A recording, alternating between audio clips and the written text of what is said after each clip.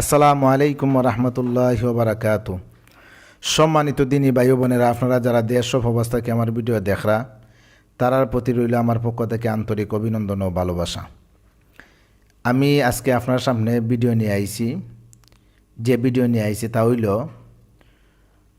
আমার কাছে অনেক মানুষই জানার ইচ্ছা করে যে হুজুর, আমার যদি জাদুগ্রস্ত, আমি যদি জাদুগ্রস্ত হই, বা আমার ফ্যামিলির যদি কোনো ব্যক্তি জাদুগ্রস্ত হয়, তারা যদি জাদু করা হয়, জাদুর মাধ্যমে যদি তার বিভিন্ন ধরনের সমস্যা করে, যেমন বুকো বান ফোরা, শরীরে জ্বালা ফুরা, জানো অশান্তি করা, সারা শরীর ব্যথা করা, ওই ধরনের সমস্যাগুলো যদি হয়, তাহলে উপস্থিত সময় আমরা এর জন্য কি করতাম পারি, মানে এটা তদবির শিখাই দেওয়ার লাগে।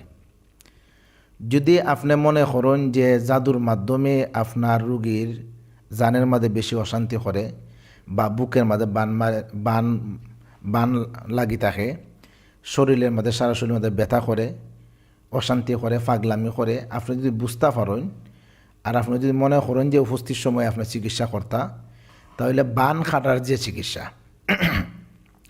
বান খাটার যে চিকিৎসা, এই চিকিৎসাটা আমি আপনারে কইয়া দিই।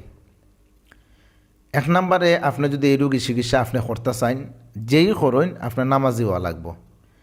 আপনি যদি 5 ওয়াক্ত নামাজ পড়েন, তা আপনার মাধ্যমে এই চিকিৎসা করা সম্ভব, আপনার পুরুষ হইন আর মহিলা হইন। এক নম্বরে, ওই ব্যক্তিরে ফানি ফোড়া দিতে হইব, আপনার ফানি ফোড়া তেল ফোড়া দিতে হইব। ফানি ফোড়া কিতা? সূরা ফাতিহা একবার, কুল আউযু বিরাব্বিন নাস 7 বার, কুল আউযু বিরাব্বিল ফালাক 7 বার, কুল হুয়াল্লাহ 3 বার, কুল ইয়া 1 বার।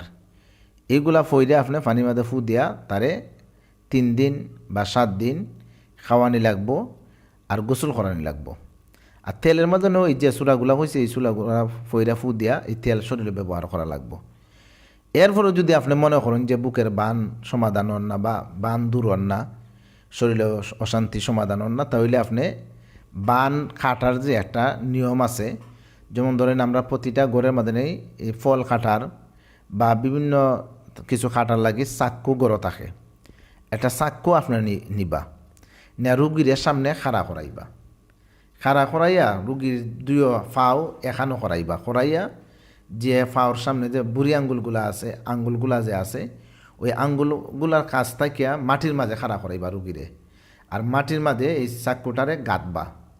গাইতা সূরাতুল ফাতিহা, আলহামদুলিল্লাহি রাব্বিল আলামিন আর রহমানির রহিম মালিকি ইয়াউমিদ্দিন ইয়্যাকা না'বুদু ওয়া ইয়্যাকা নাস্তাঈন ইহদিনাস সিরাতাল মুস্তাকিম সিরাতাল লাযীনা আন'আমতা আলাইহিম গায়রিল মাগদুবি আলাইহিম ওয়ালাদ-দাল্লিন। কইই যে রুগী আছে, রুগীর নাম, যেমন অমুকের শরীরের বান কাটিলাম কইয়া মাটির মাঝে চাক্কু দিয়ে টান দেয়া, লম্বা একটা টান দিবা। এইভাবে 7 বার পড়বা, 7 বার নাম ধরে 7টা টান দিবা। দেওয়ার পরেই দেখবা রুগীর শরীরের বান, বুকের বান ছুটি যাব, জানোর অশান্তি কমে যাব, জ্বালা যন্ত্রণা কমে যাব, শরীরের ব্যথা বেদনা কমে যাব।